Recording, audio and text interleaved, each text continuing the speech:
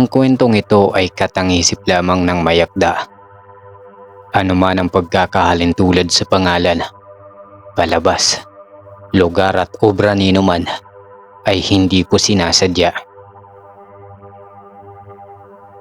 Magandang araw po sa lahat ng nagbabasa at nakikinig. Tawagin na lang po ninyo ako sa pangalang Virgilio. Ako po ay 76 na taong gulang at kasalukuyang naninirahan sa Kabisayaan.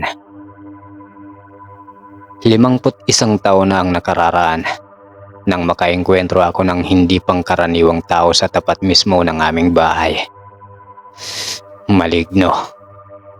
Iyan ang unang pumasok sa aking isipan bago pa mangyari ang hindi makatao nitong gawain. Mabilis niyang hinablot ang babaeng napadaan at dagling sinunggaban sa leeg. Walang awa niyang kinain ang malaman-laman na parte ng leeg ng biktima. Walang pandidiri o alinlangan ang mga mata ng salarin na tila ba hayok na hayok sa dalaga.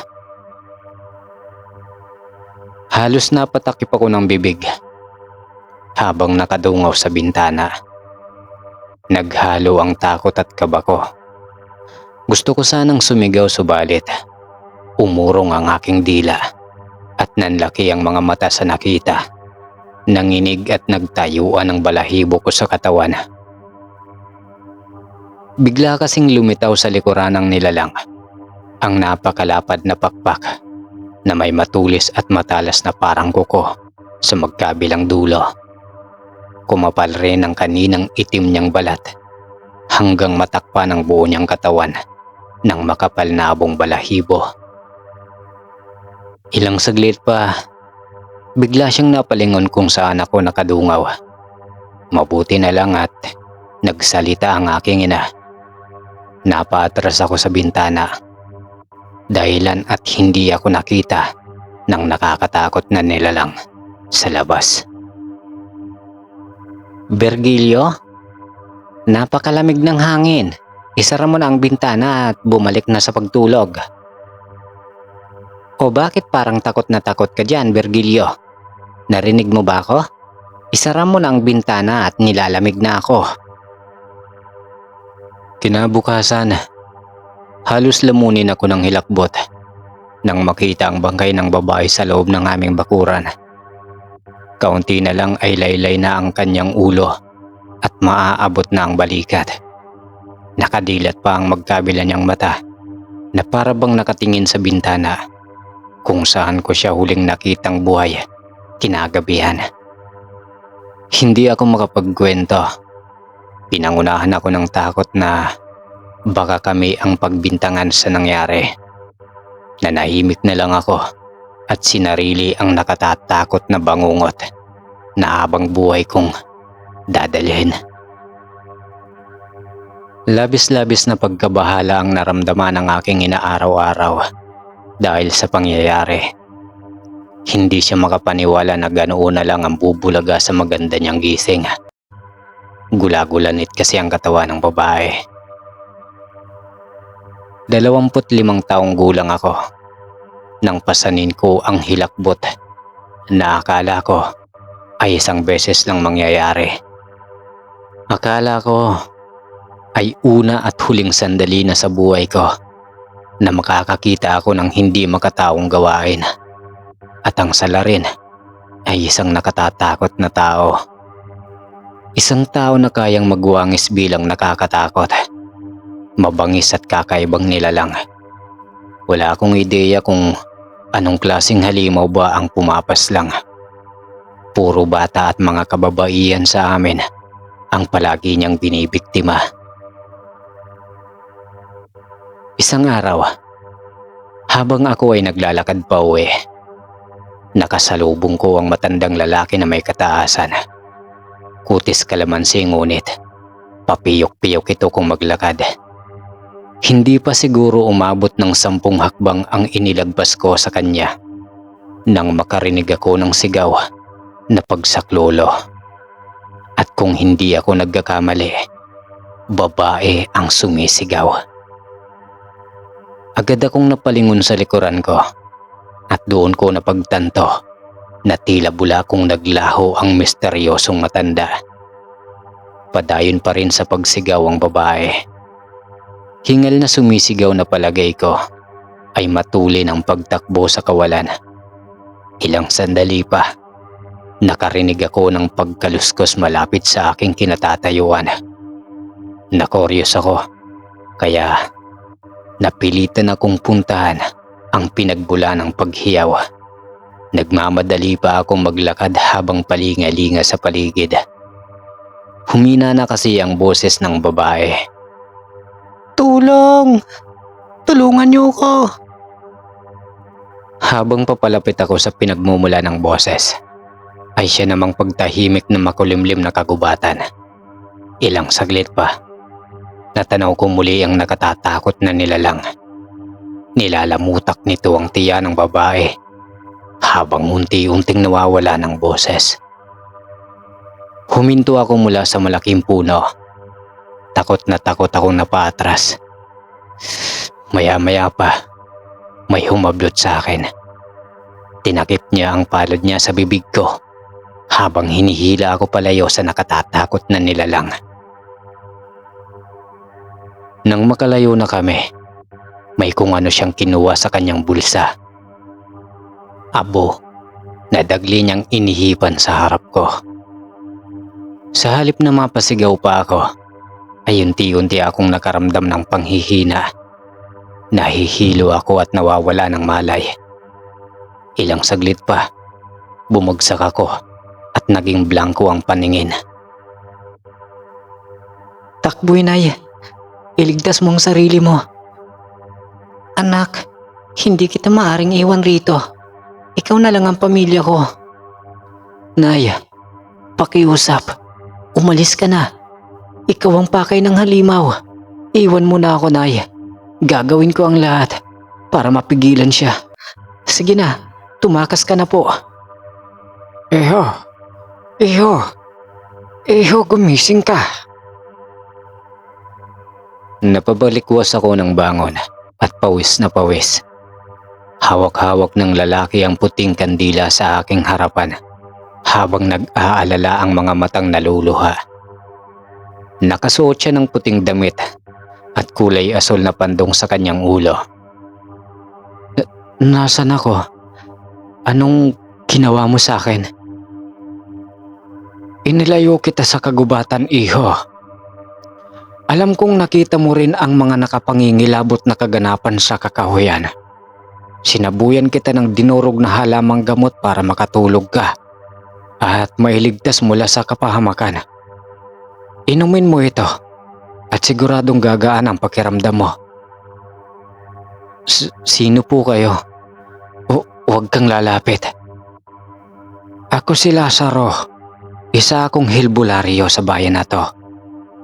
Hindi na ako nagatubiling magtanong pa sa kanya at agad kong nilibot ng tingin ang loob ng kanyang bahay. Tunay nga na isa siyang manggagamot. Padilim na nang inihatid niya ako sa kapatagan. Ibinilin niya lang sa akin na wag nang ipagsasabi ang tungkol sa mga nakita namin sa kakahuyan. Yun ay para sa aking kaligtasan at para hindi raw balutin ng takot ang aming kinasasakupan. Simula ng araw na yon ay mas pinili kong manahimik at hindi ko na rin pinapansin ang mga natatagpuang bangkay sa kakahuyan.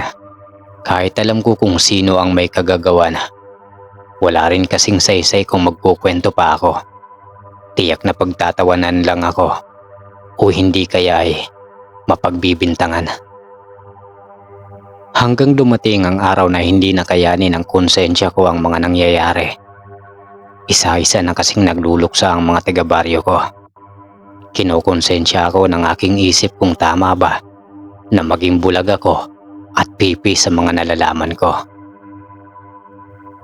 Isang araw, muli kaming nagkita ni Mang Lazaro sa kagubatan kung saan siya naninirahan. Nag-aalay siya ng araw na iyon ng mga buhay na manok sa pinangyarihan ng krimen.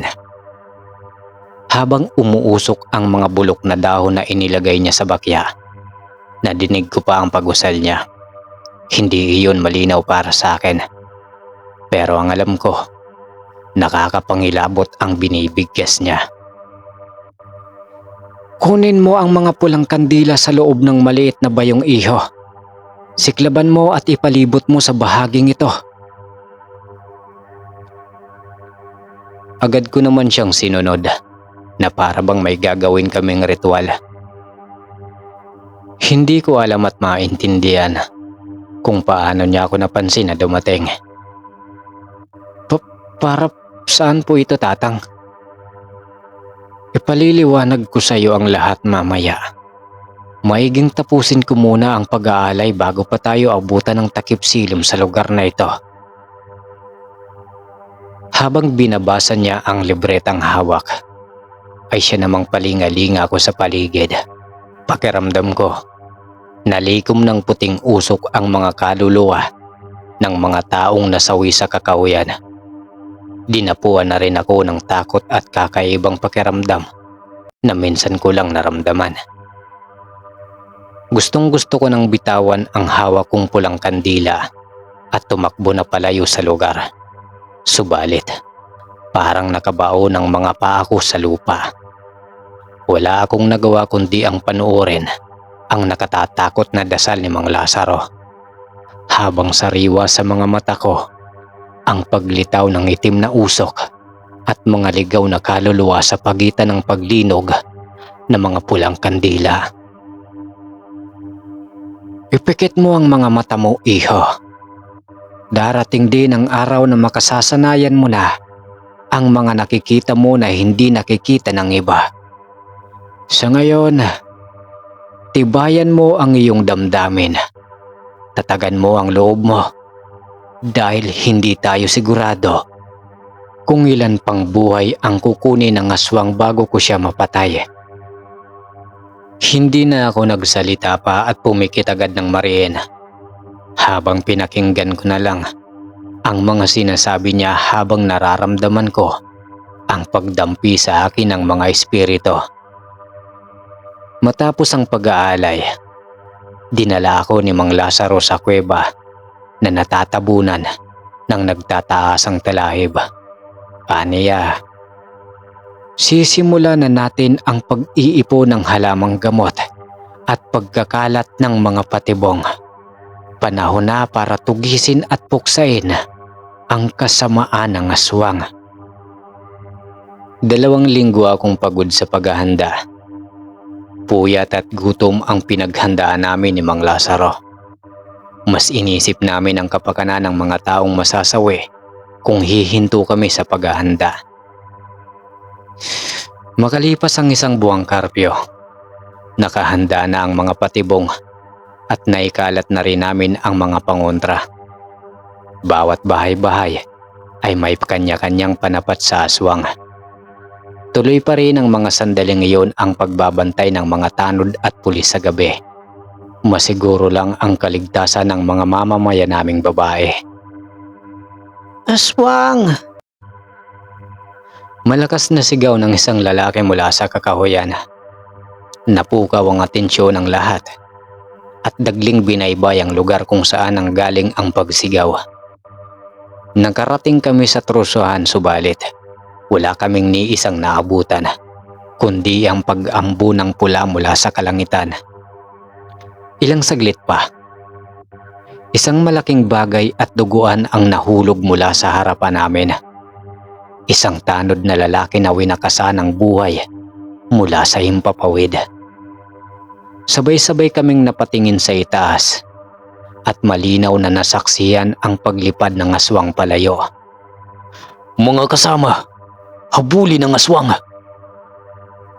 Wika ng namumuno sa mga kalalakihan. Nagtakbuhan ang mga tanod para habulin ang nilalang. Naiwan ako at si Mang Lazaro sa trosohan para bigyan ng dasal panamantala ang bangkay ng tanod. Hindi nagtagal, nagkagulo na sa baryo. Sigawan ang maririnig kahit saan kami mapadpad ni Manong.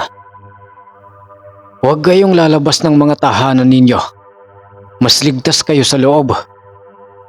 Sigaw ni Manong at dagli naming tinahak ang kagubatan. kung saan naroon ang mga patibong.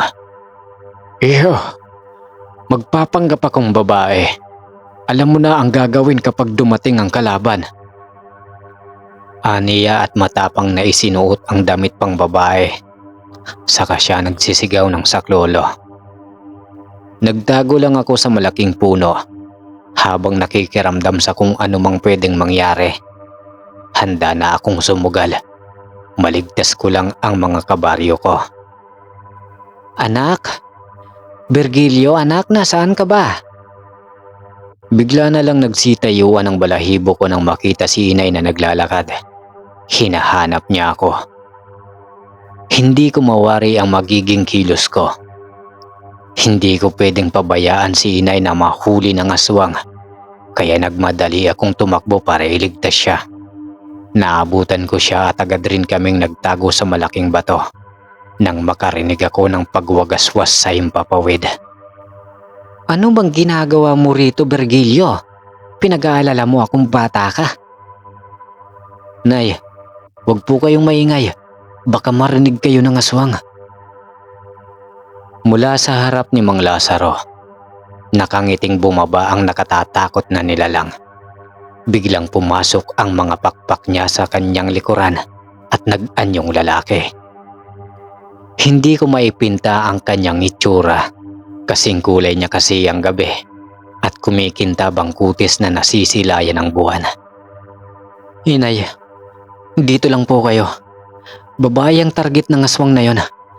Isa pa, puno ng mga patibong ang lugar na ito.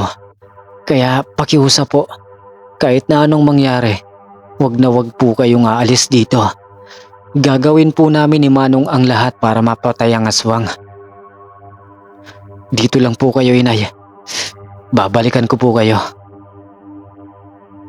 Dahan-dahan na akong lumayo kay nanay at bumalik sa pwesto ko kanina. Ilang saglit pa, lumantad ang tunay na itsura ng aswang. Laking gulat pa nito nang makitang lalaki ang mabibiktima niya. Hinintay ko ang signal ni Manong bago ako umaksyon. Bigla na lang akong nanibago sa inasal niya nang harapin niya ang aswang na lalaki. Tinawag niya itong Salome. Itigil mo na ito. Makonsensya ka naman. Ilang buhay pa ba ang kailangan mong kunin, Salome? Ilang buhay pa ba? Tumahimik itay. Kasalanan mo kung bakit ko ito ginagawa. Hindi ko mapigilan ang sarili ko. Gusto ko nang bumalik sa dati, itay. At kasalanan mo kung bakit sila namamatay. Walang silbi ang mga gamot mo. Salome, tama na. Pinatay mo na ang sarili mong ina at anak. Pakiusap, itigil mo na ang pagpaslang. Hindi. Hindi ko maaaring gawin ang sinasabi mo, itay. 10 babae na lang at magiging tao na ako ulit. Hindi po ba? Itay, sumagot ka. Magiging tao ako, hindi ba? Hindi na umimik si Manong at dagli niyang nilapitan ang anak. Niyakap niya ito ng mahigpit. Maya-maya pa, hinugot na niya ang talim sa kanyang bewang at sinaksak ng 3 beses ang kanyang anak sa tagiliran. Patawarin mo ako, Salome. Patawad, anak. Pero dapat ka nang mamatay. Binugahan ni Manong ng dinurog na halamang gamot ang kanyang anak. Sa kanya sana ilalagay ang kwintas na sinukuang kahoy sa liig nito. Nang bigla siyang tamaan sa muka nang magwala ang kanyang anak dahil sa sakit. Agad naman akong rumisponde at itinulak ang kanyang anak sa hukay na puno ng patalim. Doon nahulog ito at natusok ng mga patalim. Ganoon pa man, hindi pa rin ito namatay. Matapos ang ilang saglit, bigla itong sumigaw at lumipad. Inatake niya kami subalit sa hindi inaasahang pagkakataon, dumating si inay para iligtas kami. Gamit ang malaking kahoy, hinampas niya ng hinampas ang aswang sa ulo. Ilang ulit nitong pinagahampas hanggang matamaan ni inay ang sugat nito sa tagiliran na sanhi ng pagkatumba. Maya-maya pa, tumayo si Manong at nagmamadaling iwinasiwas sa kanyang anak ang lana. Sinabuyan niya ng sinabuyan ng asin at iba pang halamang gamot ang kanyang anak habang umiiyak. "Patawarin mo ako, anak. Patawad. Ito lang ang tanging paraan para mapigilan at mailigtas kita sa sumpa. Ito lang ang paraan para matapos na ang paghihirap mo." Ani Mang Lazaro at isinuot ang kwenta sa anak. "Hindi, tay. Maawa ka sa akin. Huwag mo akong patayin. Pakiusap. Magiging tao pa ako, tay. Pakiusap. Gusto kong bumalik sa dati." Wala nang nagawa pa si Salome kundi mamilipit sa sakit. Kumulubot ang makintab niyang itim na balat at nagkaroon ng mga bukol na agad ring sumingaw na nilabasan ng mga puting usok. Tumalikod lang si Manong nang umiiyak habang nagsisigaw sa sakit ang kanyang anak. Maya-maya pa ay naabutan na kami ng mga kalalakihan at tanod sa kagubatan. Doon pinagtutusok nila ng pinatulis na kahoy si Salome at pinagbabato ng malalaking bato hanggang mawala na ito ng buhay. Makaraan pa ang ilang saglit. Naglakad na si Mang Lazaro nang umiiyak palayo sa amin. Hindi na siya lumingon pa. Hindi na niya nakita kung paano naging nilulumot na tangkay ang bangkay ng kanyang anak. Makalipas ang 2 araw, natagpuan na lang namin ang bangkay ni Manong Lazaro sa kanyang bahay. Nagkalat rin ang mga halamang gamot sa sahig at nakasindi pa ang kanyang lampara habang siya ay nakabigti at hawak ang larawan ng kanyang pamilya. Nagpakamatay si Mang Lazaro. Siguro ay hindi niya matanggap na sa anak niya napunta ang sumpa ng pagiging isang aswang. Siguro ay hindi niya matanggap na siya rin ang tatapos sa buhay ng pinakamamahal niyang anak. Matapos ang lahat, nanatili akong tahimik. Hindi ko ipinagsabi ang tungkol sa mga nangyari, kung sino si Salome at kung kaano-ano siya ni Manong. Inilihim namin ni inay ang mga kaganapan at naniniwala na hanggang ngayon ay hindi lang tao at hayop ang nabubuhay sa lupa, kundi may mga kasama tayong nakatatakot na nilalang, mga isinumpang tao bilang nakatatakot. At sila ang mga maligno, aswang, at engkanto, at marami pang iba. Hanggang dito na lang po ang ating kwento na pinamagatang Lagim sa Baryo. Ayun, meron na naman po tayong bagong kwento. Grabe, kawawa naman ni Mang Lazaro. Nagpakamatay. Siguro dahil din dun sa nagawa niya at sa nangyari sa kanyang anak. Siya rin pala ang papatay. Ayun lang ang masasabi ko. Kayo, comment lang po kayo sa magiging opinion nyo sa kwentong ito. At babasahin natin yan with shoutout sa susunod na kwento. Yun lang. Hanggang sa muli. Salamat.